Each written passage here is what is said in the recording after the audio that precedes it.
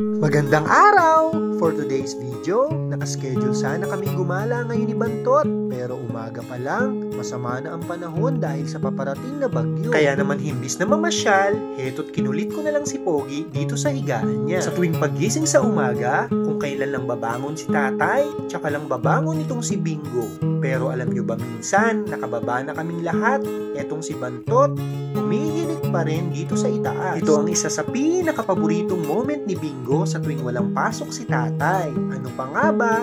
Di ang pupugin siya ng napakaraming halik. Tatay, sabi mo po pupunta tayo sa Europe.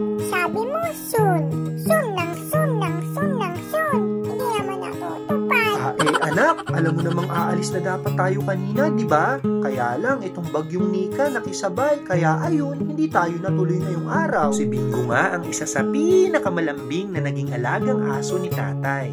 Sa tuwing merong kaming mga pinagdadaanan sa buhay ni nanay, nandyan lang si Bantot sa Gedli para dumami. Kaya naman ngayong araw, gusto ko lang maglaan ng sapat na oras dito kay Bingo para magpasalamat sa lahat-lahat. Malalaman nga lang sana ni Bingo ang lahat-lahat ng nasa sa puso ni tatay, maiintindihan niya na siya ang isa sa mga nagbigay ng kulay sa aming pamilya. Tay, tama na po. Nakikiliti ako, tay. Tama na, tay. Nakikiliti ako. Tatay, magtatanghali na. Hindi pa tayo nakaalmusal. Nagugutom na ako. Kumukulo na tiyan ko. At maya-maya pa, bigla-bigla na lang sumingit sa eksena itong si Baby Isa. Hayun at nagpikabo sa likod ng kurtina. Ay, napaka-bless talaga ni tatay dahil sa dalawang napaka-cute na mga batutang ito. Nakakatuwa nga dahil magkasundo ang dalawang magkapatid. Parehong malambing at sobrang mapagmahal kay nanay at tatay. At dahil nagpikabo itong si Baby Isa kay tatay, ano pa nga ba ang kasunod? Di pika! Boom!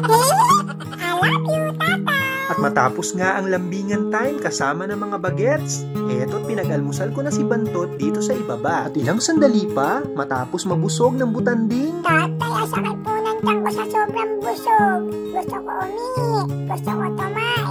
Kaya lang may bagyong Nika. Paano kami lalabas ni nanay?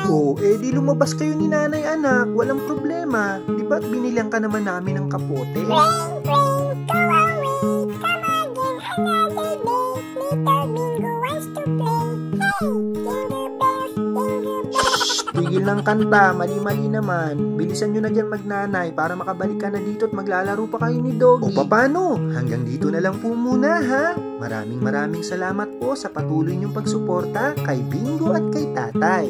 Hanggang sa mga susunod pa po nating kwento. Paalam!